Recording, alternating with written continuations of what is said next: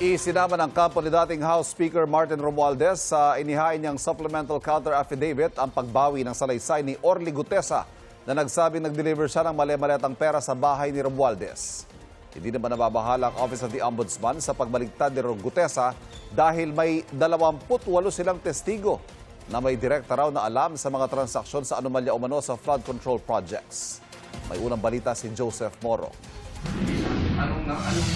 Sa kabila ng pagbawi ni ex-Marine Orly Gutesa sa testimonya niyang naghatid siya ng mali-maletang pera kay dating House Speaker Martin Romualdez, at ako'y lubos na nagsisisi.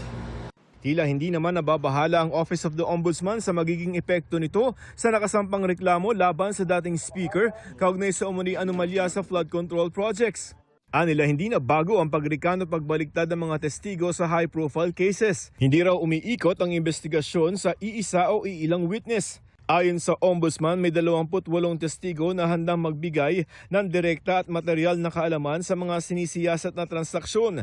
Nasa ilalim daw sila ng legal na proseso. Babala pa nila ang sino mang mga ngasumadlang o manggulo sa proceedings ng Ombudsman ay haharap sa buong bigat ng batas.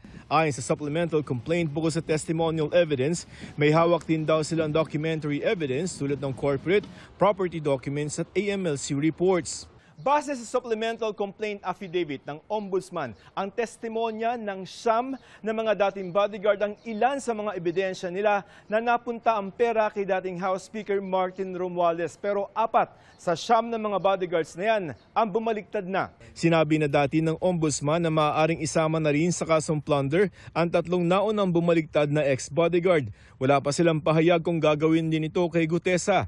Sa kanyang affidavit, sinabi ni Gutesa na nadala umano siya ng 6 matatamis na salita ni na dating Congressman Mike Defensor at Senador Rodante Marcoleta. Sinisika pa rin ng GMA News na makuha ang panig ni na Defensor at Marcoleta. Sa video ni Gutesa na ibinigay sa GMA News, sinabi niyang dala raw ng takot kaya siya napilitang patotohanan ang mga nakasaad sa affidavit na binasa niya sa Senate Blue Ribbon Committee kahit hindi raw ito totoo.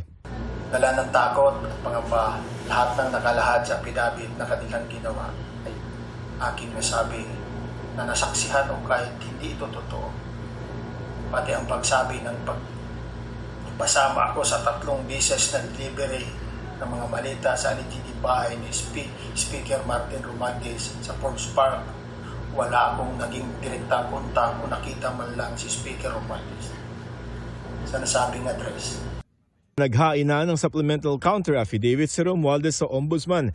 Kalakip ang affidavit ng pagbaligtad ni Gutesa at ang affidavit ng 25 iba pang mga security personnel ni dating Congressman Saldico para patunayang hindi totoo ang alegasyon ng mga tinaguriang Maleta Boys. Ibig sabihin ba pagka original statements na may allegations na may mga pera or pangakong sinasabi ay paniniwalaan natin pero yung recantation or pagbawi ay hindi natin pananiniwalaan. So medyo malabo po yata yun. We are confident po na in a fair and impartial investigation, wala pong ebidensya. No?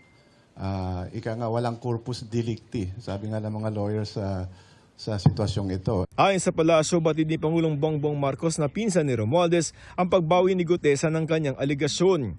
Sabi ni Palace Press Officer Undersecretary Claire Castro, dapat beripikahin pa rin kung totoo ang mga sinasabi ni Gutesa ngayon. Kung sino yung mastermind sa pagpapagawa ng ganitong klaseng mga senaryo, sampahan ng kaso. Pero ito po ay nasa kamay na po ang Ombudsman, DOJ at ng mga ibang investigating bodies natin. Ang gusto lamang po din ng Pangulo, dapat ang kwento ay totoo. So, kailangan din po na maimbestigahan kung ano yung sinabi ni Mr. Gutesa para, na ma-verify kung lahat din ng sinabi niya ngayon after siyang mag-recant ay may katotohanan. Ito ang unang balita, Joseph Morong, GMA News.